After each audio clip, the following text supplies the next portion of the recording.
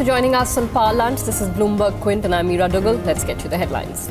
Indian equity benchmarks trade near the day's high. Sensex gains over 100 points while Nifty inches towards the 11,700 mark. Wholesale price inflation in March rose to 3.18%, driven by a continued pickup in food inflation. On Friday, retail inflation rose to 2.86%.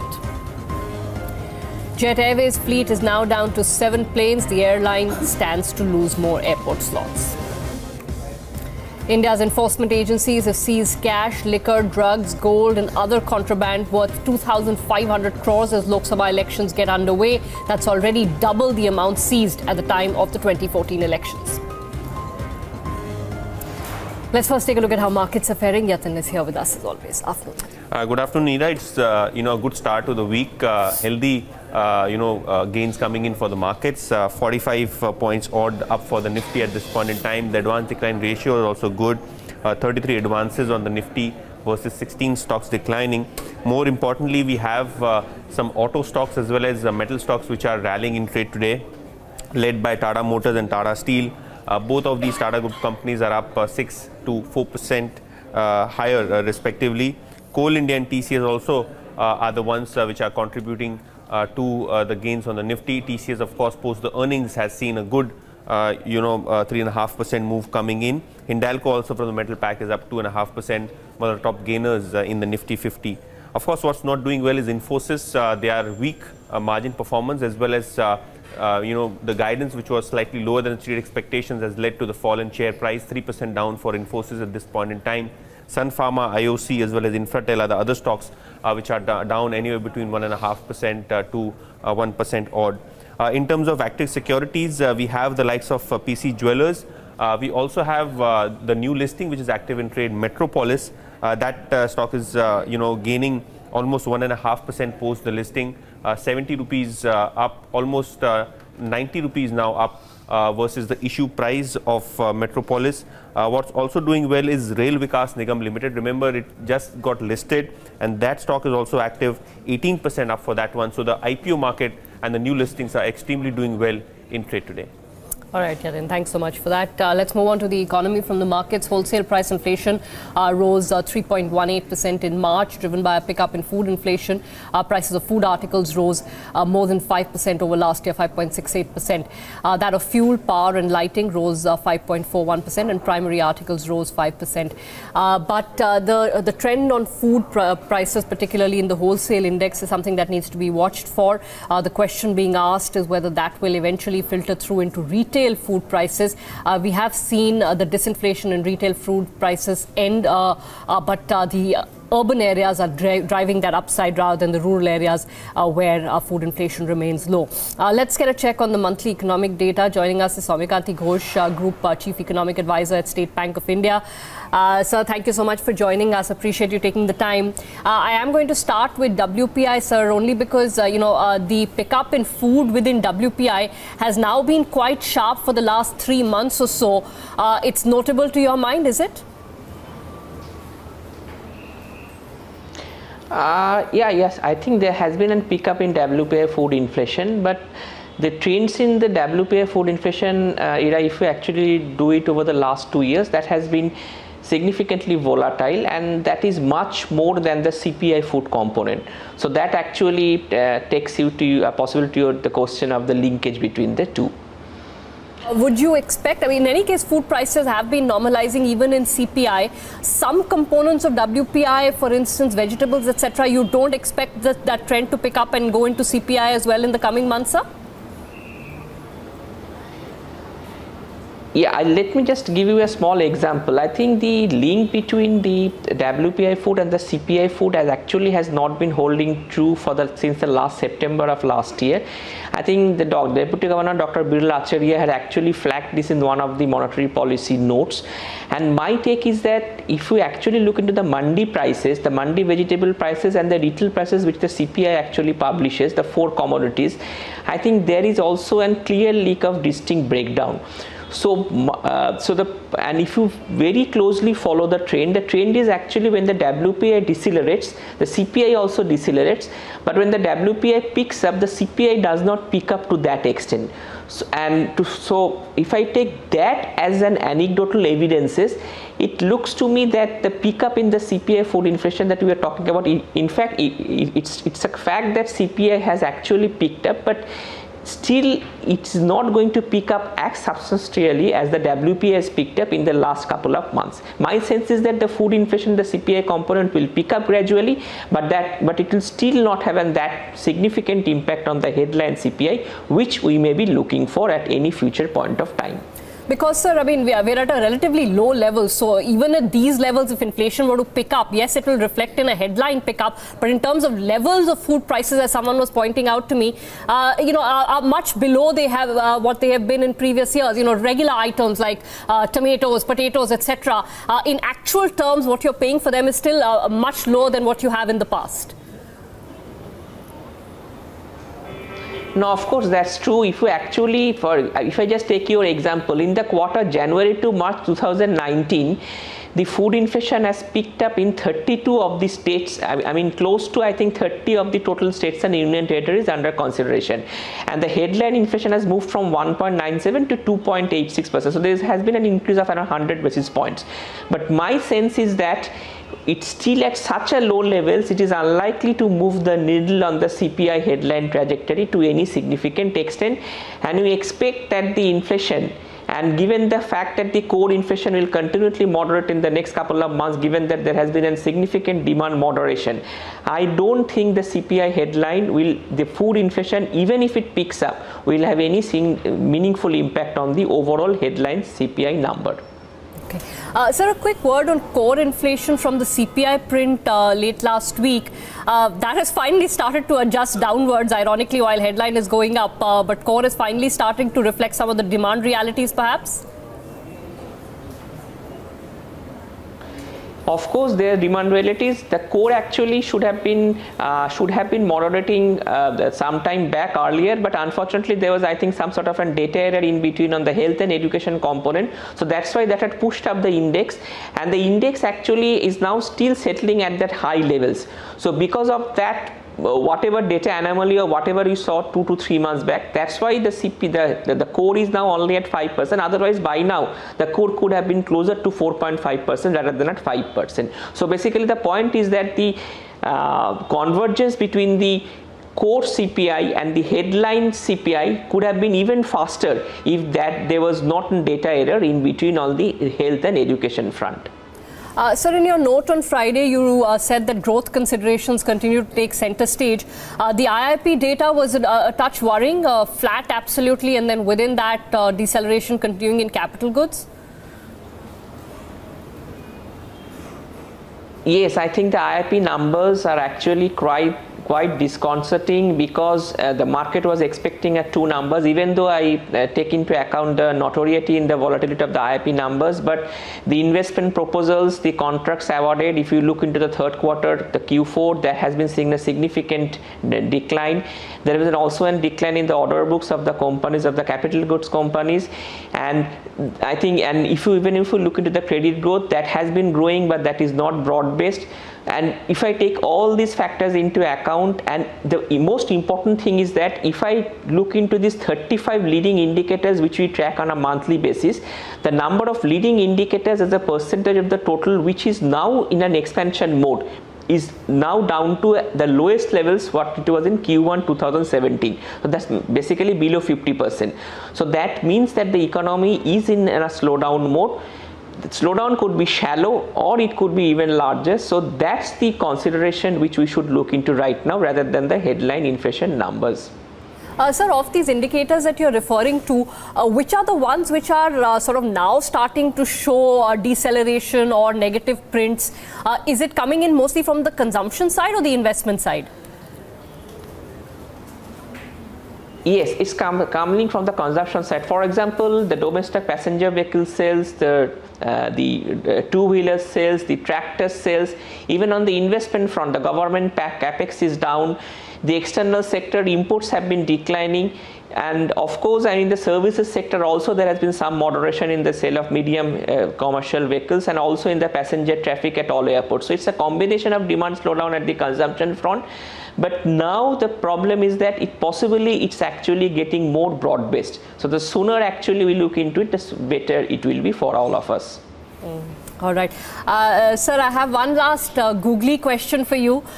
You would have read the RBI governor's speech over the weekend where he's talking about the possibility of rate changes which are not only in 25 basis points. He's saying why 25 basis points? You can do 10 basis points, 35 basis points depending on the scenario. Any thoughts, sir? Will we ever go in that direction or will it create too much confusion? I think this is a very interesting move. It could be 10 or 35 or whatever, maybe depending on whether the policy is an accommodative or neutral and hawkish mode. But my only take is over that the 25, less than 25 basis point has been a norm in other countries like People's Republic Bank of China, but that was abandoned. And why you do 25 basis point? I think it is more because of communication clarity. So what the central government could actually be trying to say to the market that, look, we want to have a communication clarity. The best thing to have a communication clarity is to actually look into how the Fed has evolved from a first generation signal where it used to say that we are going to keep rates on hold for an extended period and refreshing the term by saying that we are going to keep rates on till May 2013 or 17.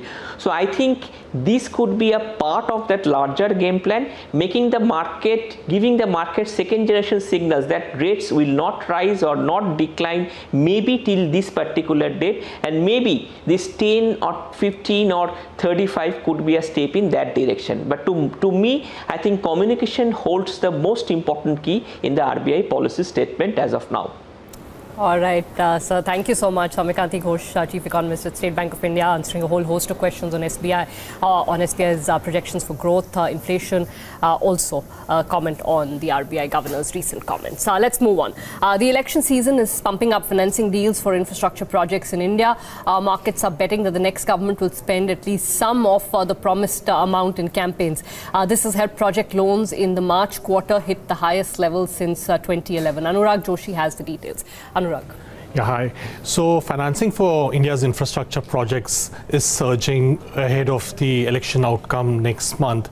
Again, one of the reasons is that, there are very high hopes that are built up that, with the main political parties now promising more spending and capital investment for infrastructure, there is going to be a pipeline that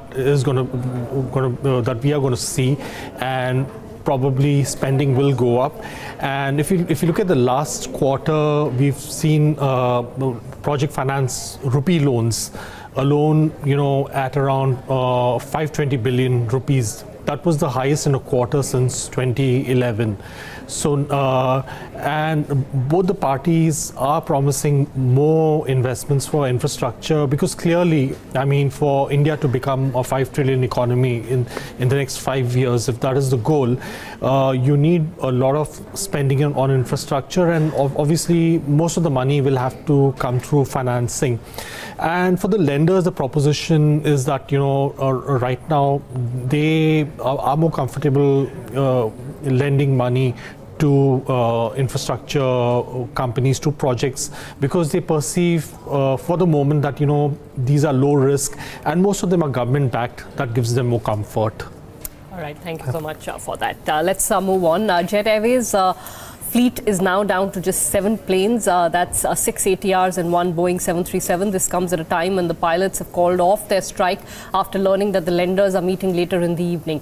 Sajid Mangat is here with the latest on that situation. Sajid. That's right. The Jet Airways has to, if Jet Airways has to remain on air, it needs to at least have at least 1,500 crores of funding from the lenders, and that hasn't been coming through. That's primarily because one of the reasons being is the security which Jet's supposed to provide to the lenders before the amount is given to them. But over the last 1 or 2 weeks, we have seen Jet's flight or fleets coming down to as low as 6-7 with ATRs and 1 737 which is coming in, which basically means Jet is operating in a regional routes more than more high frequency routes like a Delhi, Bombay or a Mumbai, Bangalore kind of routes, and also brings into fore that there is a severe cash crunch for on a daily basis for them.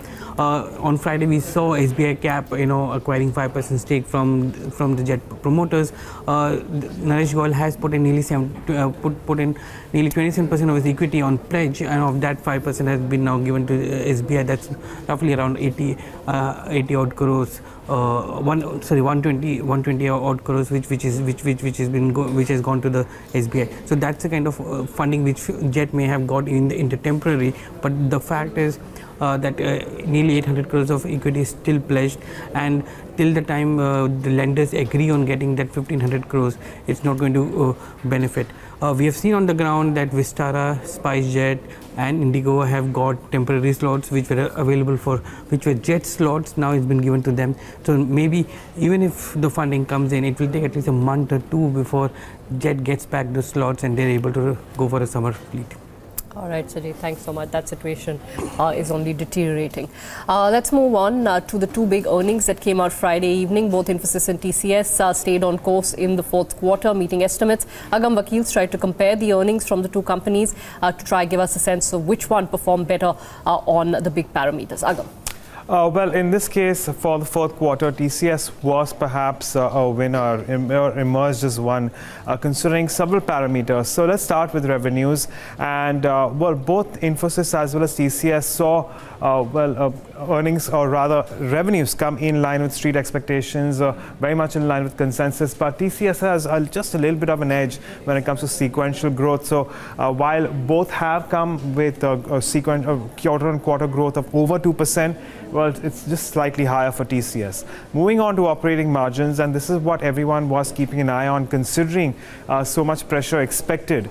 Both the companies saw contraction in operating margins. TCS 50 basis points, Infosys as much as 120 basis points. So on this count, not only is Infosys losing out a lot more, but its margins overall are also lower than TCS's, which is why TCS has the edge as far as operating margins go. Moving on to your largest vertical, that's financial services vertical, TCS has registered a 2.6% growth. And this, of course, is in continuation of what we've seen in the previous 2 to 3 quarters. But that is not the case for Infosys, which has actually seen a decline of around 0.4%. And hence, once again, TCS stands out. Also, a reason behind TCS's overall revenue growth being slightly higher. Coming down to your most important geography, it is essentially North America, considering it contributes to so much, quite substantially, well over 50% in case of TCS, over 61% in case of Infosys. But this is where Infosys stands out, one of the few areas where Infosys betters TCS with a 3.8% growth sequentially against TCS's 1.8%. Moving on to your digital services, it's a very evenly poised between TCS and Infosys. Both of them were showing a year-on-year growth of around 41 to 46%. So it is a little bit of a draw here. And again, in terms of Infosys, it just contributes a little more to your overall revenues. But a third of your revenues for both companies coming from the digital services area.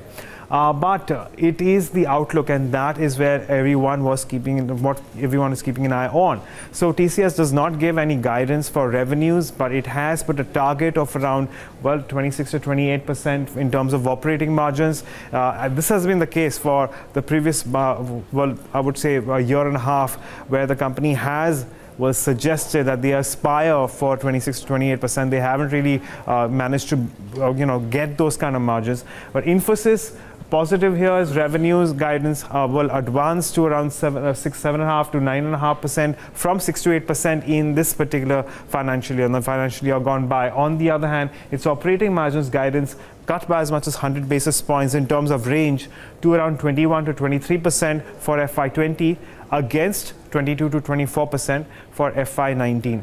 And overall, it is essentially, TCS which has done much better, and margins, however, are the key point where both the companies continue to lose out, and that will also remain a challenge as we move into the next year. All right, Agam, thanks so much for that. Sachets are back in vogue, at least for FMCG players trying to make inroads into the rural markets, and it's not restricted just to shampoo. Charlene D'Souza tells us why this shift towards smaller packets. Charlene. Yeah.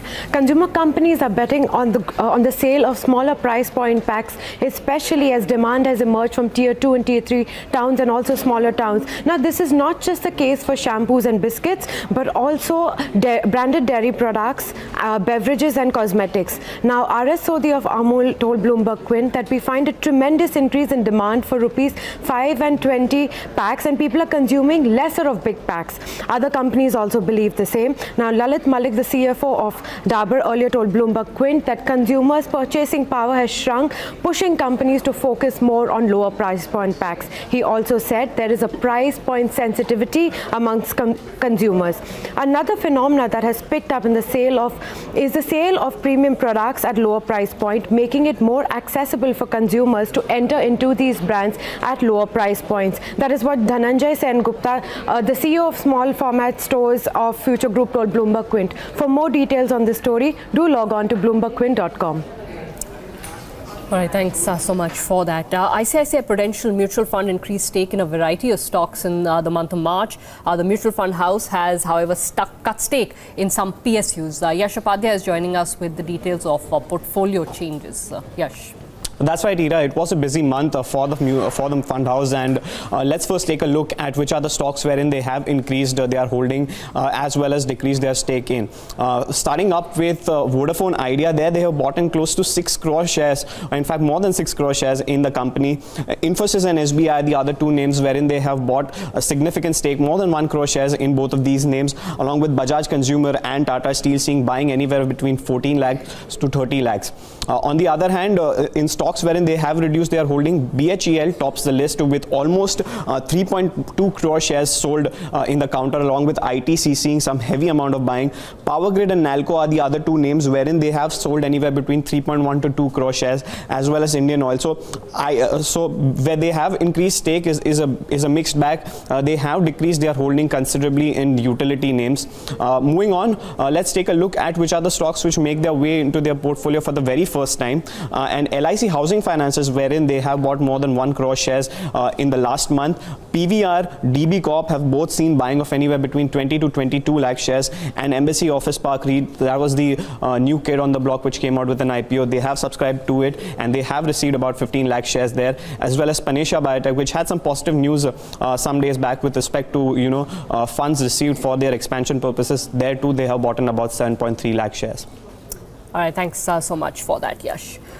Pathology firm Metropolis Healthcare listed a 9% premium to its issue price today, even amidst rising competition from hospitals.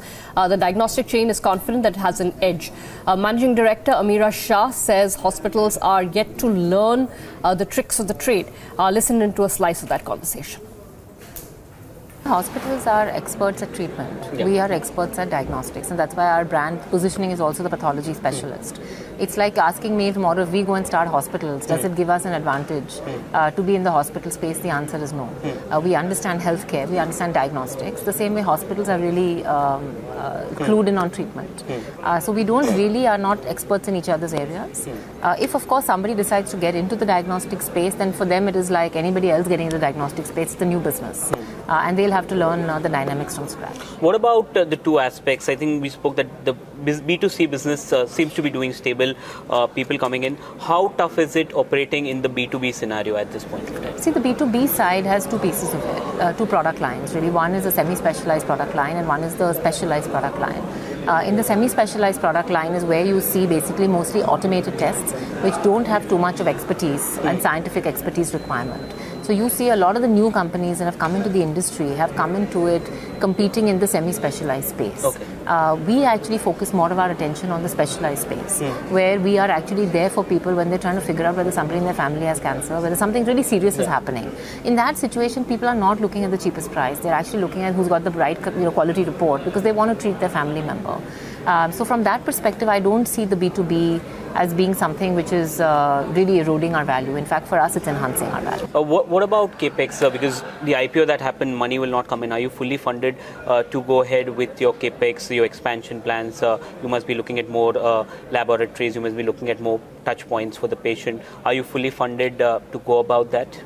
We are. So actually, we've been very comfortable with our internal accruals now for a long time. And we are generating cash. We have almost a 50% EBITDA to cash flow conversion ratio. So therefore, we've had enough money not only to take care of our internal capex, but also to do small bolt-on acquisitions.